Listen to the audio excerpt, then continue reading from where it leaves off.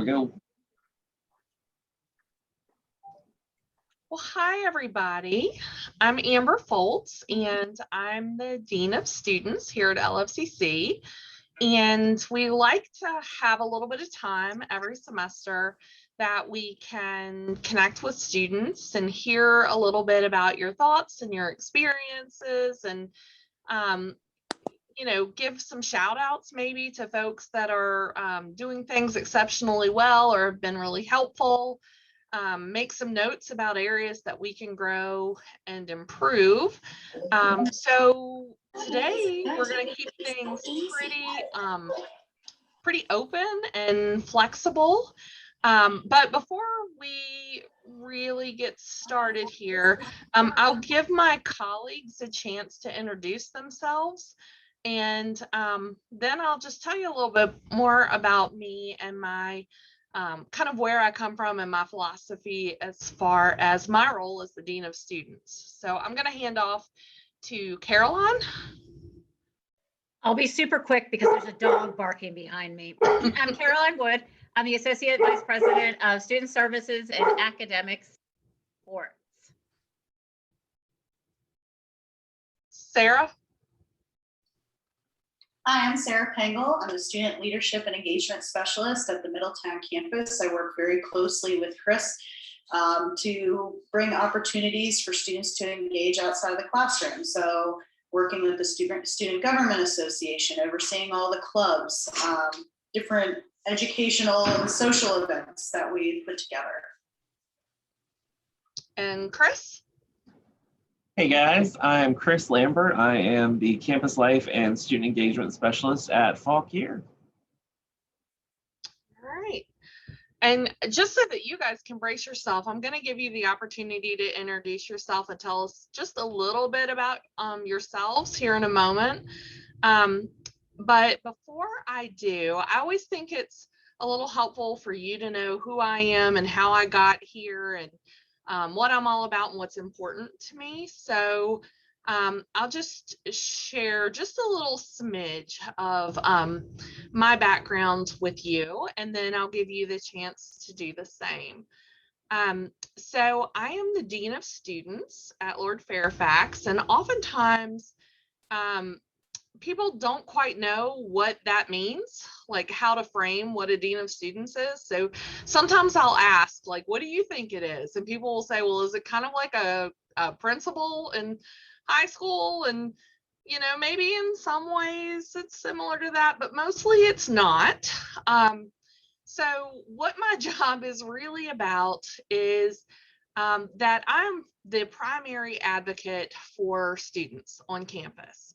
And so that kind of manifests in a lot of different ways. Sometimes I'm the person that students come to when they have a complaint about something and need to figure out how to resolve it and need help kind of walking through one of our processes or procedures or appealing something or, needing help getting something fixed. So that's a piece of my role. I also try to represent student interest on a lot of different committees and a lot of different decisions that we make at the college. So I try really hard to view things from the lens of students and make sure that we're not inadvertently making policies or procedures that are hurtful to students or unfair or don't represent student interest. So from an advocacy position, those are things that are important to me. I do supervise some of the student services areas at the college, so things like academic advising, tutoring, testing, student life here at the Middletown campus, student support programs, like maybe you're familiar with our TRIO program or veteran services. Those things kind of fall under my umbrella, and I definitely work with those teams to make sure that we're trying to provide good service. So just a couple of other things. I have been here at LFCC for almost 18 years. I started as an academic advisor and kind of wound my way through a couple positions on my way to the dean role. And I think part of the reason that I've stayed so long is because I feel like the work that we do and the students that we serve at the community college, it's just such important work. I am really proud about the fact that we serve such a wide ranging and incredibly diverse group of students, whether it's age or life experience, or demographics, like across the board. Our students are just unique in a lot of ways and special in a lot of ways. And I also love that at the community college, we're about first chances and second chances and third chances, and flexible to meet students' needs. So I think those are some of the key things for me. Personally, I am a wife, I'm a mom of 2 boys and a cat, and I could tell you crazy stories all day long, but I won't. I would like to hear just a little bit about you guys. So kind of, if you wouldn't mind taking turns and unmuting yourself, introducing yourself, tell us what you're studying here at the college.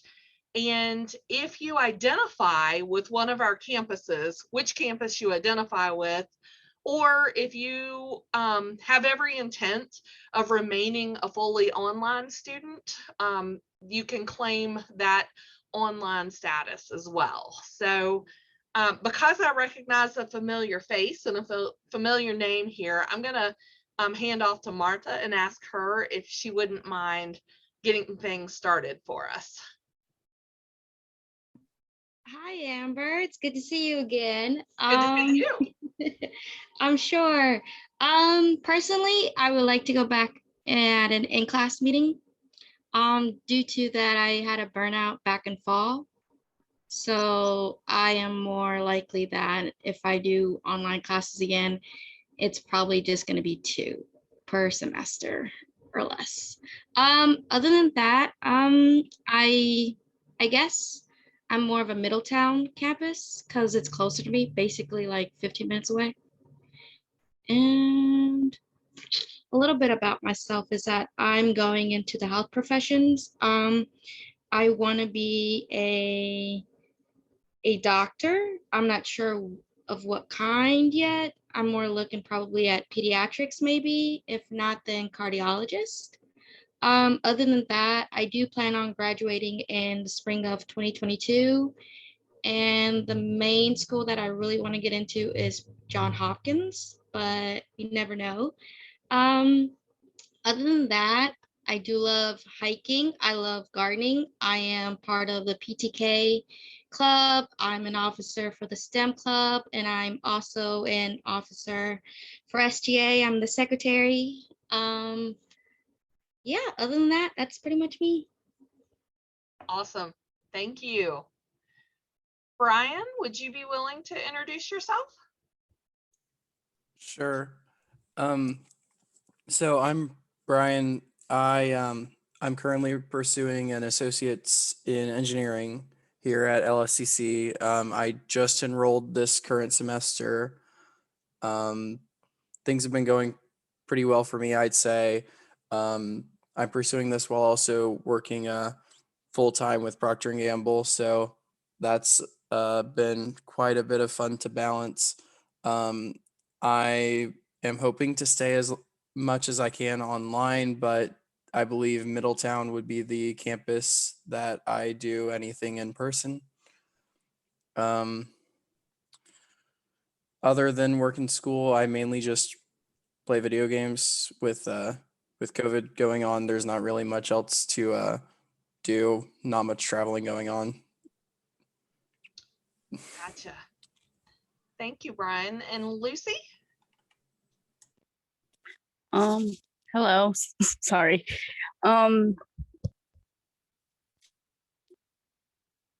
So my name is Lucy. I am studying to be an educator.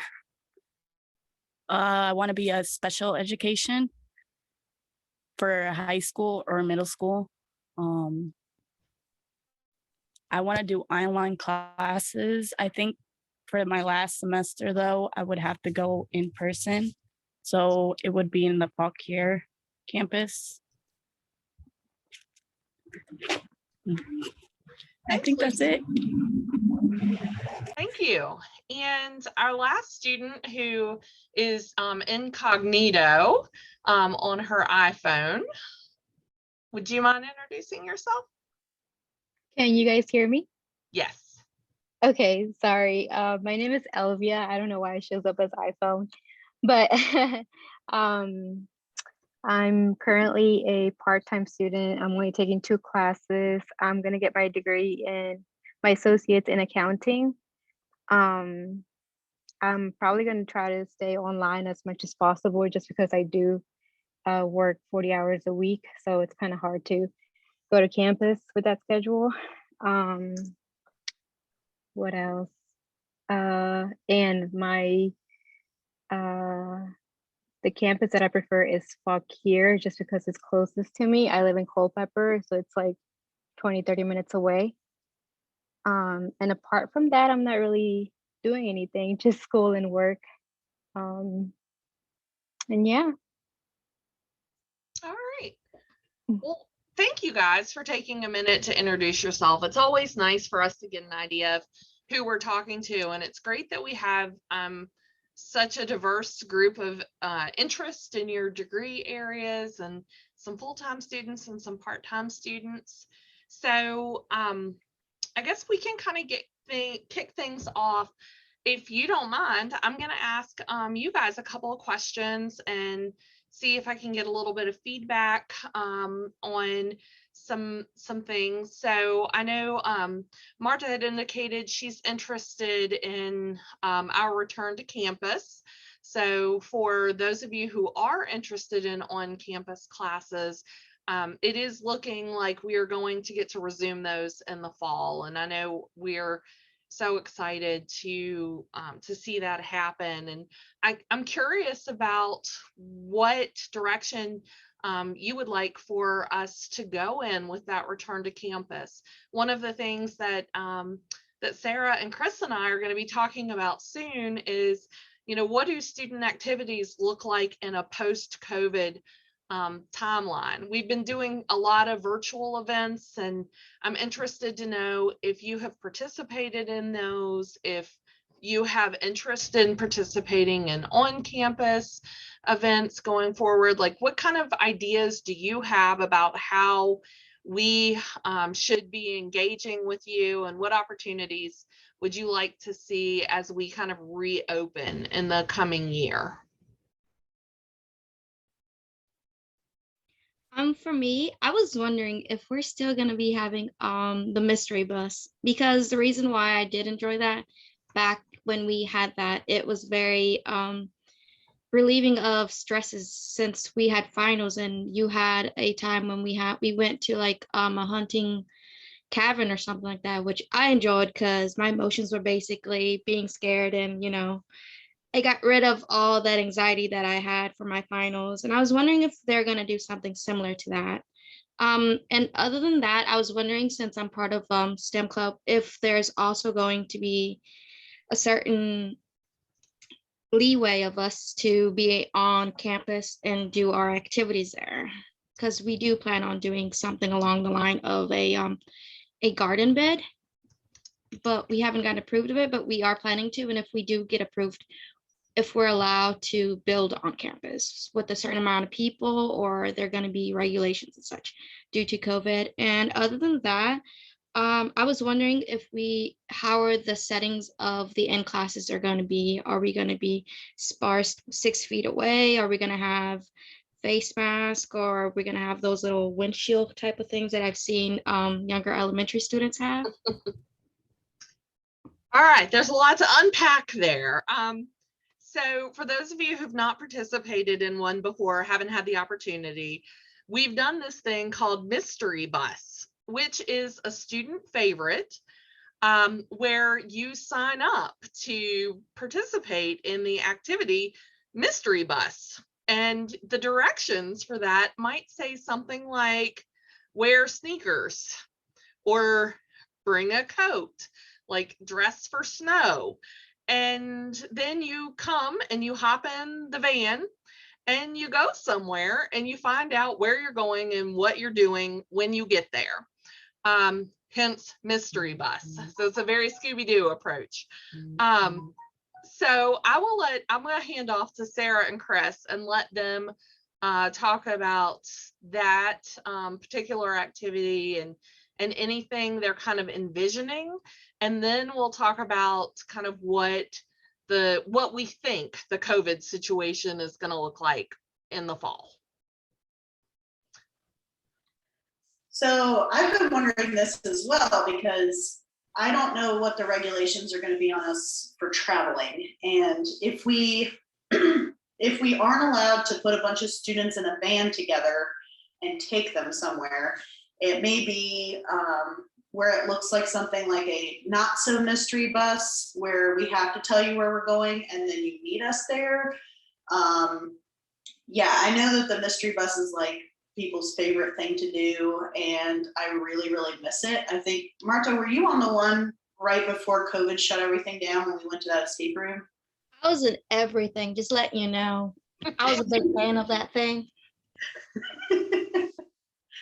Yeah, I'm pretty sure you were there for sure. Yeah. So that was an awesome one. And I'm really sad that that was the last thing that we got to do right before everything shut down. So I guess it depends on what the powers that be tell me I'm allowed to do. I know that Chris has been able to take people in the van if there's only like 3 people and they're spread out in the van and they're all wearing masks. And so a lot of it hinges on that kind of thing first. Sarah, do you want to talk a little bit about Summer Survivor? Yeah, so Chris and I and Stacy Ellis, who's in charge of, she's the faculty in charge of our recreation programs, our physical health classes, things like that, have put our heads together, and we're going to have a survivor game over the summer. And it's so that we can engage with people outside of the classroom, so that we can kind of ease back into an in-person environment a little bit. So it's going to look like where we have different tribes of students that we're going to put together. If you want to stay completely virtual, if you can't make it to campus, that is okay. We still want you to participate. If you can come to campus, there are going to be 5 times that we're going to meet over the summer. So we're going to have an opening ceremony. We're going to have 3 days for physical challenges. And then we're going to have a party at the end for the top 2 tribes. So it's like our closing ceremony. And what it's going to look like is, instead of, on Survivor, it's really cutthroat and people are voted off the island and there's all this drama. We want you to work together, and we want you to build team pride and meeting other students. So we've made it so that there are going to be some virtual challenges that you can earn points as you go along. And so you earn points by completing challenges. And then we'll have tribal councils, and our tribal councils will be in a virtual setting, or if they're on the physical challenge day, some people will be in person, and of course, some people will be virtual if you can't make it to campus. And we'll have it where we talk about how your teamwork was, what your communication was like, those kinds of things. And then each student on the tribe is going to be able to allocate 20 points to their teammates. So we're going to have individual winners, and we're going to have whole tribe winners. We think this is a really cool way to get students involved and engaged and working together outside of the classroom. And I am like a huge Survivor junkie right now. So I'm trying to channel Jeff Probst and figure out how to make it as fun as possible. And our physical challenges are going to be where you're not all in each other's dip. So we're going to probably have more of like relay type activities where you might do a puzzle and then you hand it off to somebody who's going to do a balancing thing, and then maybe it's a dexterity thing. So we're going to try to take into account everybody's ability level to participate. So stay tuned for that. Chris and I are actually going to be sending out an email on tomorrow, right, Chris? So people can start signing up. Yep, it'll go out tomorrow morning. All right, so we have Not So Mystery Bus coming up. We have Survivor. Chris, anything else you want to throw in? I know that we have talked about we're bringing back our picnics. We don't know exactly what that's going to look like, but we are going to have our in-person picnics again. We will have some of the virtual stuff still, just because we have had a lot of success with that. But I know personally, I miss my mystery buses too. I'm right there with you. I just know that we can't pack the van. I'm wondering if, physical distancing is a little different. Maybe we could take, 2 vehicles, or people can follow, something like that. We'll make sure that we get at least 1 or 2 of those in somehow in the fall. I don't know. I'm just looking forward to seeing students, but I think we need to figure out how to do that safely. And then I know Sarah and I, we're meeting next week, Monday, and we're going to be planning how to do some in-person stuff, because we know you guys are going to be back and wanting to do some stuff, and we want to do it with you. So we'll have some good stuff for you. All right, so I'm going to pass over to Caroline, who was joining in just to listen, but now I'm making her work, because she serves on our COVID team and probably is the best, most well-versed in kind of what we think the future is going to look like.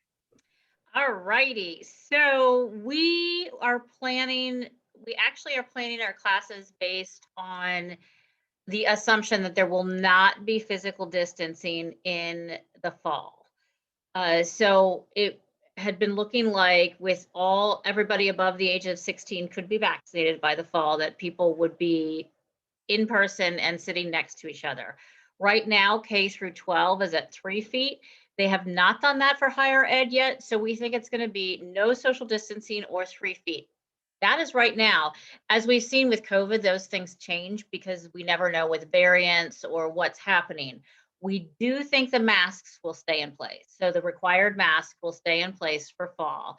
And we'll figure out in our classrooms how we can accommodate to make sure that everyone can hear and things like that. But we are assuming little to no social distancing. And so with class caps, what we've done is we are at about 90%. So a class that might have had 24 now has about 20 in it. But that's what we're looking at. And all of our student services will be face-to-face, as well as virtual. You can still Zoom with an advisor, or you can call an advisor, or you can come make an appointment and meet with an advisor. So the nice thing about coming back in the fall is we've really learned how to do everything virtually, but we still are going to have those services available, but we'll also go back to that face-to-face instruction. We also in the fall, if you look at our schedule, have more hybrids, which are half in person, half online. I have always liked the hybrid format the absolute best, because it gives you that face-to-face accountability with your instructor, and might only require you to be on campus once a week. So we will have online, face-to-face, and hybrid instruction in the fall. So whatever your desire is, you should be able to find a class that meets those needs.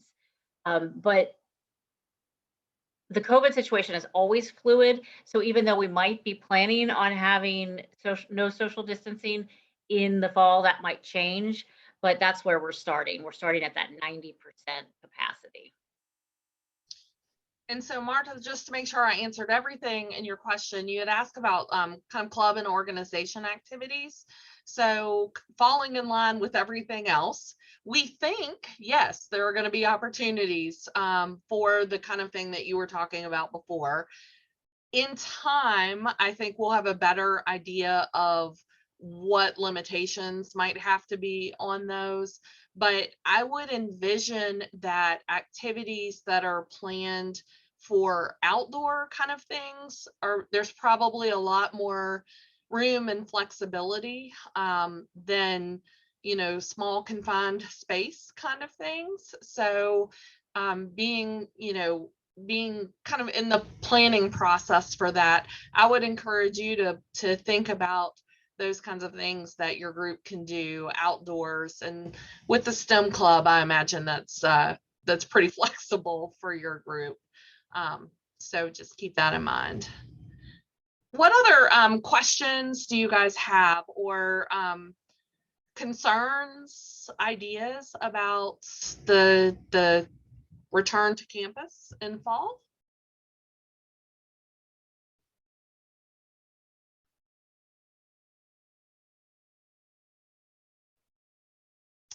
As faculty Larry Friedenberger says, I'm very okay with uncomfortable silences. So I will give you a moment to collect your thoughts, and if you decide you have nothing else, then I'll move on to another topic.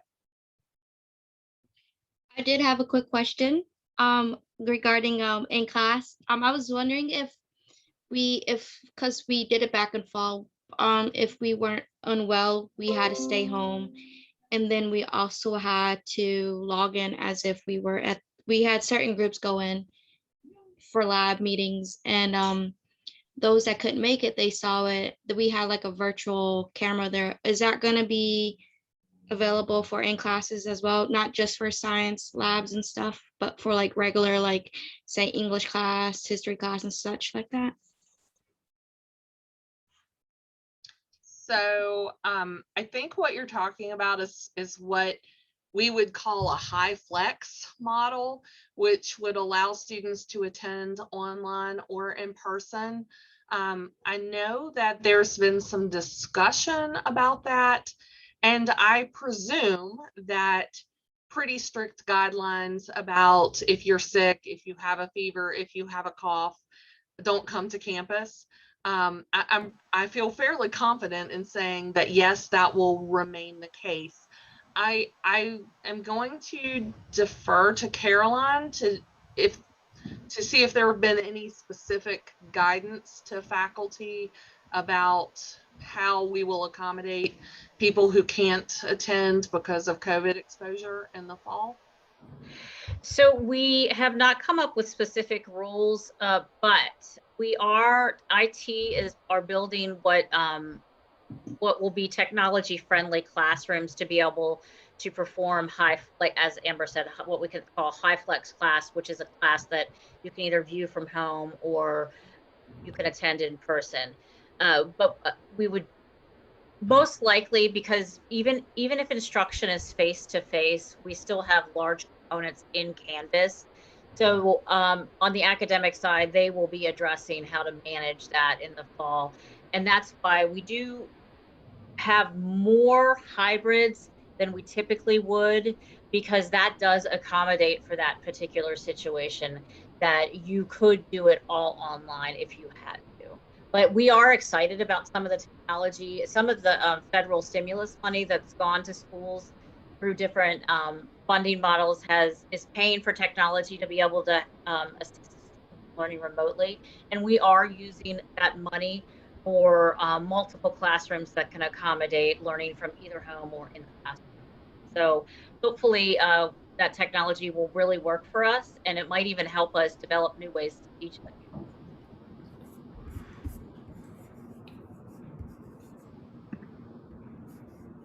So I'm going to move on and just inquire how your experience has been with services or virtual activities that you've engaged with. I know when last spring came and March hit, and all of a sudden we all had to figure out how to do everything we were doing before, but do it virtually. And we know those first couple of months weren't always the prettiest. We might not have always gotten it right, but over time, I think we've really developed a lot of virtual services, and our intent is to try to hold on to what worked best. So I'm curious about whether or not you've used the chat feature online, how your Zoom appointments have gone with financial aid, with advising, with tutors, any services that you've been involved with virtually. What worked, what didn't work, where do you think we've got some room for improvement?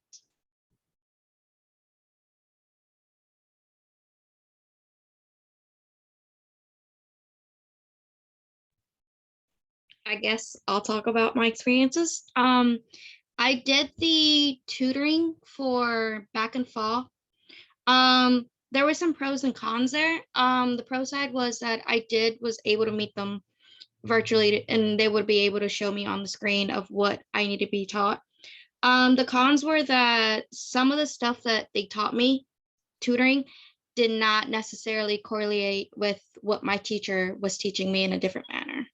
So what they taught for me was in a different manner, and how my teacher taught for me was in a different manner, that sometimes I would mix them up and it would confuse me a bit.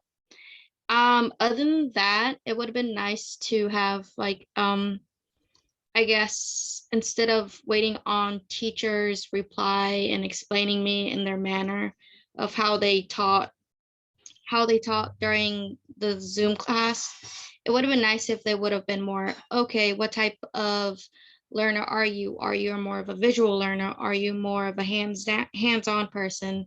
Which I was. They would have gone to a different method of teaching me in that way, I guess, or giving me sites, or giving me more helpful in that sense. Instead, it was more basically how you would teach a person that's the same with everyone, which I did not really grasp it. I had to learn it in my own different manner, which I did struggle with. Other than that, I noticed that during fall, they had a lot of discussion posts that we had to write. Basically a huge paragraphs, about 600 words or so at the most. And, we had to respond to at least 3 other students.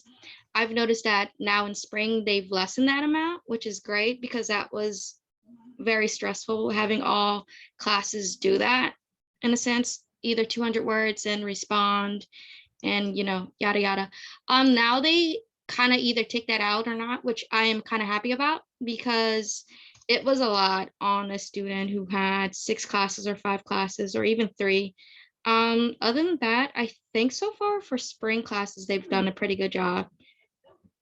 Marta, I remember that coming up as a concern in the fall when we had this forum. So I did get that feedback out to all of the academic deans to share the feedback about the volume or the number of discussion boards, and the concern that maybe they weren't really supporting robust learning, I think was a part of what came up then. So it's good to get that feedback that you've seen some improvement. That it's something that did resonate with the academic deans. I think I got a lot of responses back of them kind of being like, ugh, that's such a 90s way to teach. So it's good to hear that trickled down and you're seeing it in the classroom. Anybody else have any feedback about any of the services that you've used, or any of the virtual activities that you might have participated in, or any gaps where you felt like you wish we had done something? So I'm the opposite of Martha. Like, I used the tutoring back in the fall, and I did the virtual, and I liked the way that they taught than my professor taught, because they taught me like a different way and like an easier method. So I like that method better than what my professor was doing. So like, that's how I learned back in the fall. So that's good to know. It's tricky. I think Marta's suggestion to maybe do a little bit of training on learning is a good takeaway, and I'll share that with that office, that sometimes if they might be able to incorporate more learning styles that might help the message to connect a little bit better. But thanks, Lucy, for sharing. I'll definitely pass that feedback along as well.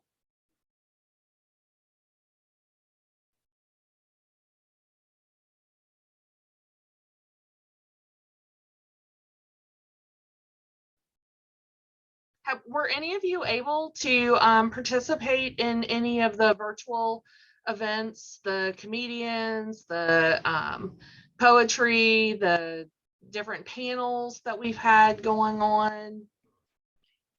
I did, for sure. I enjoyed the one with the what's his, Matthew, I think, or something. He's like a mind reader or a mentalist, I mean. That one I did enjoy. I did participate with that one when I did it with the PTK and also with another event, I think. And I also did enjoy the one that we did back in fall, which I kind of repeat myself and Chris knows about it. It's where we did intention bracelets, but during that event, we did some meditation, which I thought was great because I've never really done it, and it did put me in a nice space before I had to, and it kind of like let me load everything that was on my chest to some stranger who would hear and just, you know, give me feedback, and I was in a safe environment with it as well. I thought that was great. Other than that, I'm pretty sure the other events, such as like the trivias, I did enjoy because it does keep your mind off of like just random stuff that you thought weren't useful, but apparently it is useful for that event. So I did enjoy that. Other than that, pretty sure everything's been pretty good on that side of virtual events.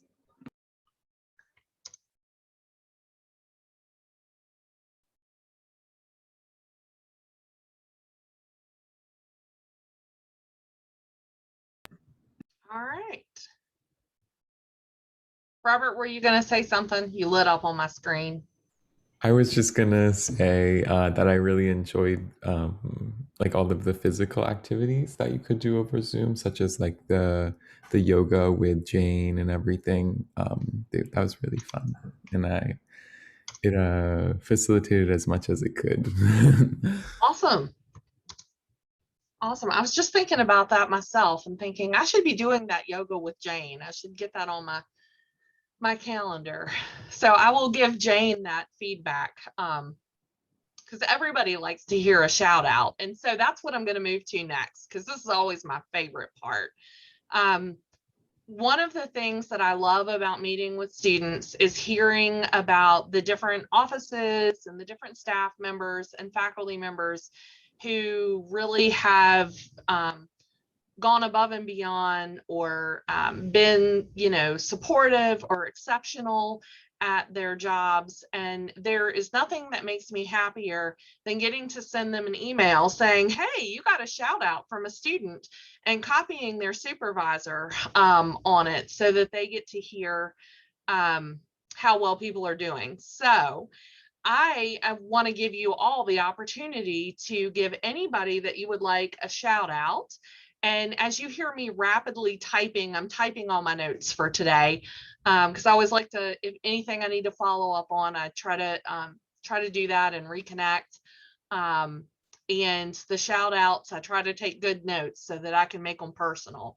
So now's your chance to give people kudos and pats on the back and semi-public acknowledgements of the great work they're doing. So we know we're going to shout out to Jane because she's awesome. So she's my first shout out. Anybody else have anybody in particular that you feel like has really gone above and beyond? I'll go ahead first again. I would like to give a shout out to Sarah and Chris, just because during our meetings, as much as they load stuff and we had to do stuff, they do listen to what we had in our regular lives and just asking us for ideas and how to get every student an opportunity to participate in certain stuff. So I did like that, and I want to give them a shout out for everything. I want to give another shout out to, I don't know what's her name, but she works with financial aid. She has curly hair. She has glasses. She does. Bonnie. Who is it? I think that's his name. Bonnie. Bonnie? Bonnie Carp. Is it a woman? Yes. Okay, yeah. I greatly appreciate her because when I had issues with mine, she basically fixed it. And not only that, I kind of unloaded some stuff on her. And I know that wasn't her in her job description, but she was there to listen and she just gave me advice and stuff that I enjoyed. Other than that, oh, and my professor from medical terminology, what's her name? That's terrible that I don't know. Hold on a bit. Let me figure that out first and I'll get back to you. Okay.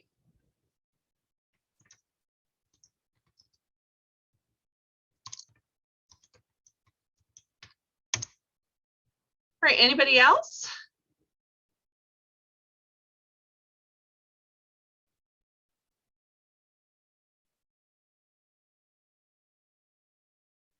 Come on now, folks. Somebody was good to you this year that you could give a shout out for.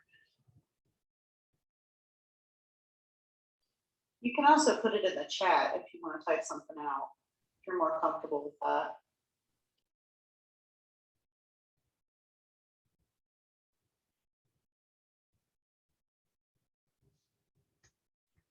All right. Well, you can keep So thinking. Oh, go on. I was gonna say I feel a little guilty that I'm so quiet, but I have to be honest, I haven't really participated in much. I've been so busy just between work and school. But I do want to give a shout out to my academic advisor, Lisa Curry. She really helped me with figuring out which degree I wanted to go for. At the beginning, I had no clue what I was going to do, and she really facilitated everything for me and just helped me put me in the right path. All right.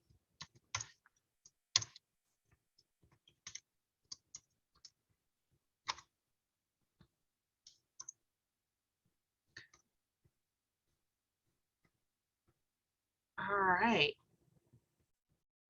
So I see, Marta, your comments in the chat, so I'll get those down as well. All right, so you can, oh, Brent Kendrick, that's a new name. And always shout outs for Chris and Sarah. They are about as capable and student friendly as it gets here. So that is great. So feel free, if you got anybody else, you can drop them in the chat or take yourself off mute and you can throw it out. I do want to give you the chance to just kind of open things up and say, you know, share anything you'd like to share, anything you think we should be aware of, or anything that's part of your vision for the future at LFCC. I was wondering if they are still doing that Respondus thing where they record you while you take your test. Yes. So I do believe that our testing center will be reopening and at least some tests will kind of return to the testing center kind of environment. But our understanding is that Respondus will stay and might be one of the testing options that are available to students. Some of that might be course driven. Some of it could look like one in-person proctored test is required, but everything else could be Respondus. It may be a little individualized by class, but to our knowledge, that product won't be going away. It just might be one of a larger number of options for students. Okay, so we're allowed to opt out of that if we end up having a class that does require that then. I don't want to, I'm hedging a little bit. I don't want to give a whole lot of definites. The testing center is a tricky one because we deal with extremely high volume in midterms and finals. We're still trying to nuance a little bit about that. And so I don't want to give a hard yes or a hard no to that. I I think I'm going to say it is likely that at least some testing will involve Respondus, but it is likely that not all testing will involve it. Okay, thank you. How did I straddle the fence there? No, you did. You did pretty well. I mean, I get it. Some classes will require it. I personally don't like it just because it goes into my files for some reason and it checks it, which is kind of invasive in my opinion. But I mean, I get it. You know, we need it just to say that the student did not cheat and they're listening to the policy that you have given us for the students. So I get it. One option, Marta, that might be a little more comfortable is we do have space available on campus. We have rooms designated for students to come to campus, and you could sit in one of those rooms and take the test on a college computer, and that way that might address the concerns that you have about privacy. I can totally understand that. If that's a feasible option, that is something that you could do to kind of work around that. Okay, I didn't know that, but thank you. I'll keep that in mind. Sure.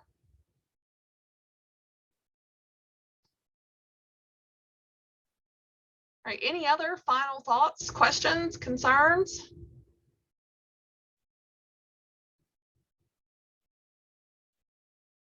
All right. Well, so one of our promises with this event is for students who stayed till the bitter end, you would be in a random drawing for some gift cards. So our random drawings happened off screen, and Brian Williams, you are one of the gift card winners today. And I'm apologizing for this. I cannot remember what you said your name was on the iPhone, but you are the other winner. So if you wouldn't mind dropping into the chat a private message to Chris Lambert with your name and your address. And Brian, if you don't mind making things easy for Chris as well, if you would drop your address in the chat box to Chris in a private message, that will give you, that will make sure that you get your gift card from us in the mail. Thank you all for coming today. Thank you for your willingness to share and ask questions. And for those of you who will be returning to campus in the fall, I think I can safely speak for us all and say, we cannot wait. We cannot wait to see your faces again instead of a bunch of black screens. We can't wait to have conversations with you and eat at picnics and go on not so mystery buses and all of those things. We're all waiting with bated breath for some semblance of normal and for these empty hallways to be filled up with students again. So just a little bit longer, and we'll see you soon.